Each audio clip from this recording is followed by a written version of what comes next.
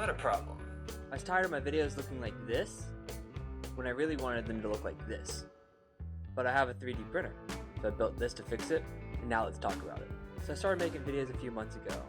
I just have a basic camera and Walmart tripod setup.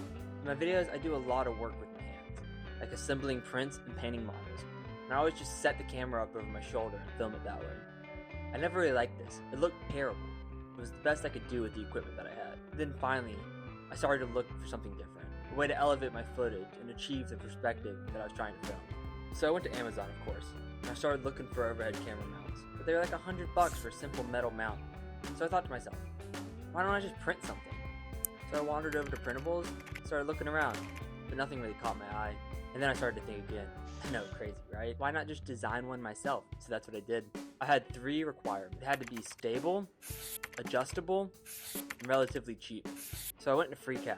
Started with a simple design. My idea consisted of 5 basic parts: a base, a riser, a crossbar, some joints, and a camera mount. Everything was sized in 100mm increments so it could all be slotted together and adjusted later. I exported my STLs and put them into my slicer of choice, Orca.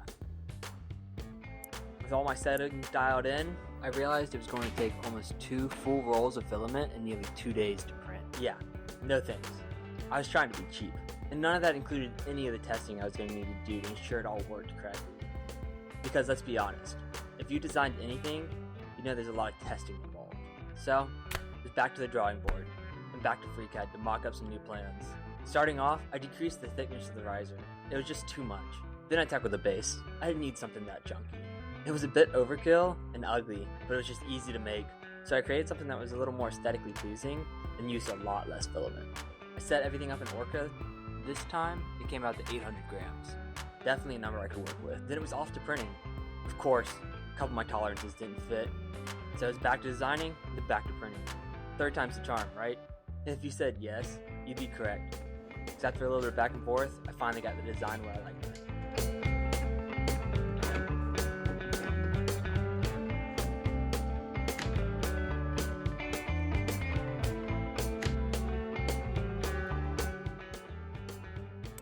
And boom, it was perfect.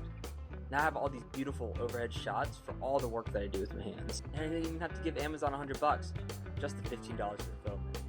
But if y'all like and subscribe, maybe one day I won't even have to do that.